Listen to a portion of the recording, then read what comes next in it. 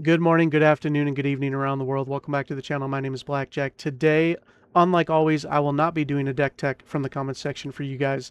The queue is cleared for the first time in a while, so please feel free to make some suggestions down below. For now, I figured I would get a early start on the new Secrets of Strixhaven Commanders and kind of show you guys how I would build them. But if you are interested in having me put a deck together for you, I'm looking for 5 of these metrics in the comments section: a bracket, a budget, a theme, a commander, and any pet cards you might have. I'll also leave a link to my Discord down below. It's a good place to drop a deck list off to have me look at it. Now, that being said, let's get to Lorehold the Historian. Probably the coolest Boros commander I've seen in a long time. 3 colorless, a red and a white for a 5/5 flying haste. Each instant and sorcery in your hand has Miracle 2. At the beginning of each opponent's upkeep, you may discard a card. If you do, draw a card. 2 things to note that are important. With the second ability, you're going to do that 99% of the time. Pretty much on every opponent's upkeep, you're going to discard to draw. Second thing, if you hit a sorcery, you can break the timing rules with Miracle. So I think that this is a great deck for a newer player. You do need to understand that timing restrictions don't apply 100% of the time to you, if that makes sense. So, for example, if you use Lorehold's second ability and you hit Approach of the Second Sun on somebody else's turn, you can actually cast that at instant speed for that 2 colorless miracle cost. You do not have to abide by the sorcery that it specifically says. That being said, the biggest thing I'm going to see with this commander is, from the list that I'm currently seeing, a lot of people are just putting in 36 to 10 mana spells and hoping that one of those 10 mana spells is going to win you the game. And that is fun and that is cool, but it's the same issue I see with a lot of commander decks being built these days. The deck doesn't know how to function without its commander. So Lorehold is probably going to be a lightning rod for removal. Um, if your Lorehold is killed 2 or 3 times, and all of a sudden you're left with kind of just drawing 1 card and casting 1 giant mediocre 8 mana spell a turn, you're not going to have that good of a time. So I've tried to find and strike a good balance between the highest upside of when Lorehold's on the battlefield, the gears are turning and everything's going right, and the lowest of lows when you don't have your commander, but you still need to function. 6 creatures, Electro and Stormkill Others allow us to drag mana through the turns. This is not a deck that's interested in casting 3, 4, 5 spells a turn. It's usually 1 big spell per turn. Giver Runes and Mother Runes as must remove threats. If these get to stick around, they'll protect your Lorehold long term. So I'm hoping that putting these in are a easy, you must use your Swords to Plowshares now or never use it on me at all. Radiant Scroll Wielder can cast stuff out of the graveyard and give our instant and sorceries lifelink, and then the Dawning Archaic can cast spells out of our graveyard and cost as little as nothing. So I will say, the price tag at $375 looks like a lot, but you can take this very budget friendly and take this down a significant amount. Lorehold is 30, obviously that's required, but Dawning Archaic's 25. Some of these new Capstone Restoration Seminar, that's $75 right there. You can easily get this deck under 300, under 200, make it much more budget friendly if you're interested. But anyways, so the spells that we're happy to hit if Lorehold is out and we can miracle them: Approach the Second Sun, Brass's Bounty, Call Forth the Tempest, Dance with Calamity, Hit the Motherlode, Improvisation Capstone, and Restoration Seminar are 2 new sorcery lesson cards, both extremely good. Insurrection's awesome. Mass Calcify, Reckless Endeavor, Rise of the Eldrazi, Stormherd, and Volcanic Fissions. So overall, that's 1, 2, 3, 4, 5, 6, 7, 8, 9, 10, 11, 12, 13. So I would say we're anywhere between 13 and 20 cards that we're extremely happy to cast with the Lorehold Miracle, which is 1 in 5. I think that's plenty. A lot of these cards are good standalone. They're good as miracles, and they're also good if the game's not going our way and we're still trying to get back control. Things like Austere Command and Chandra's Ignition, Disrupt Decorum, all these things can help buy us time. Amiria's Calls, the beginning of our MDFCs, we do play a couple. All MDFCs come in as their sorcery sides when you draw them. So you can Amiria's Call for 2 colorless mana, miracling it, or you can just obviously play it as a land. So MDFCs are even better here than they are normally. We're pretty happy discarding cards to draw cards and filling up our graveyard. So we have a lot of ways to discard and draw, obviously our commander, but also things like Faithless Looting.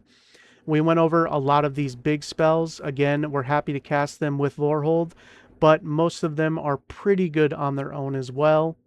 Mizzix's Mastery can just win the game on the spot if your graveyard's filled up. Promise of Loyalty can help buy you time. Reconstruct History can buy a bunch of stuff back. And then we also have some interesting board wipes like Starfield Invocation that can get us our commander back, but also wipe the board. Taunt from the Rampart, a lot like Disrupt Decorum, to kind of force combat, an interesting way to possibly win the game without necessarily playing a spell that just says target opponent loses, right? These are a little bit more innocuous in how they actually win the game for you. Instance, so a lot more ways to discard and draw. Big Score, Demand Answers. You also have Thrill of Possibility and Unexpected Windfall. And then we just have some ways to protect our commander. Obviously, it's important to keep Lorehold out, and ideally you want to only cast him when you actually have the mana to protect him.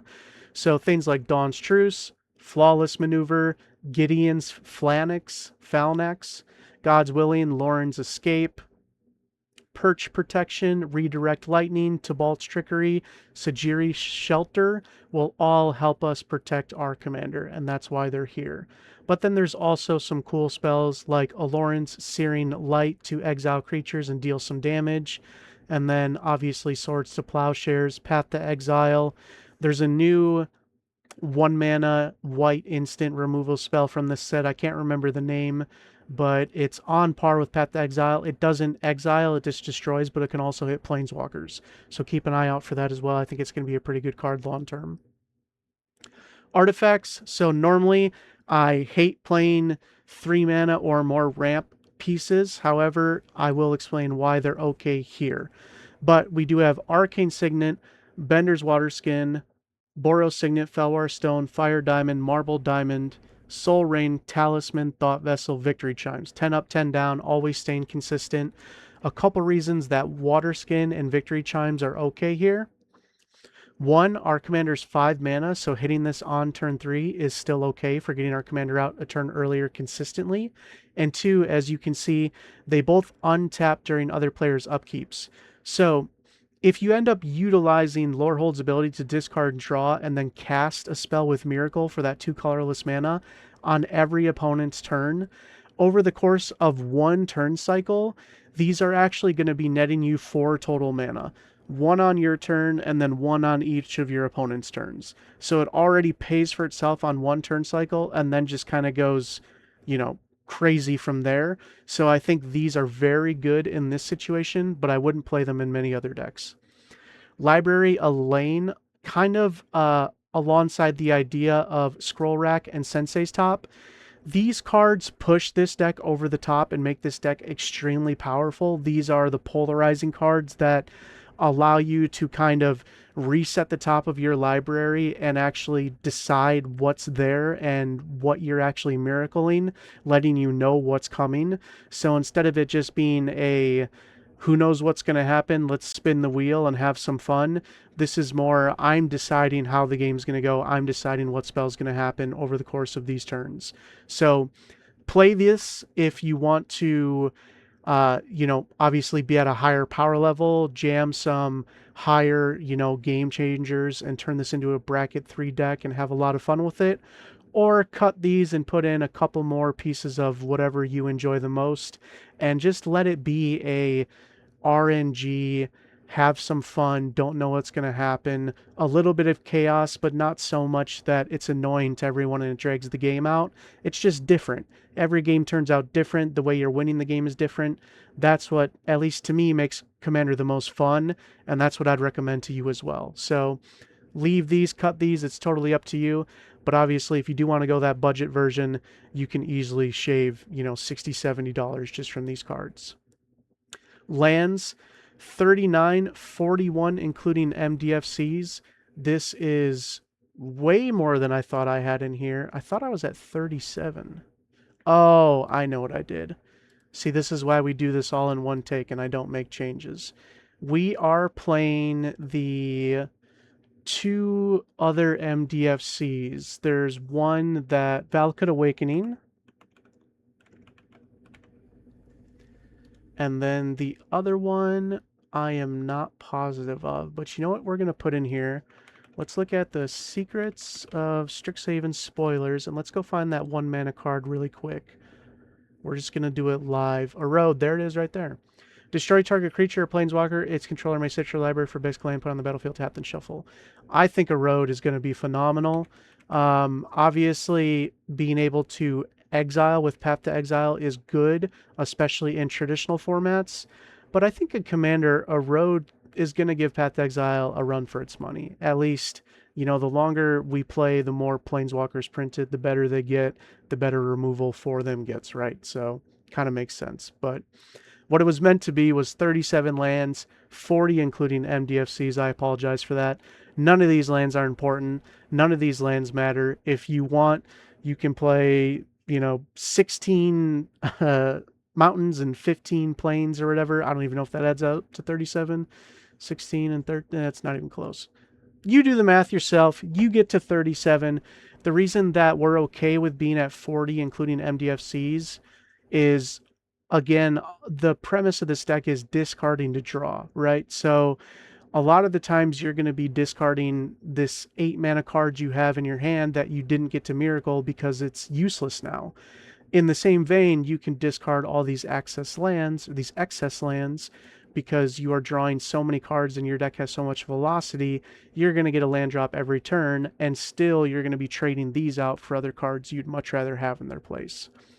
Overall, this is the deck that I am the most excited for from the new set.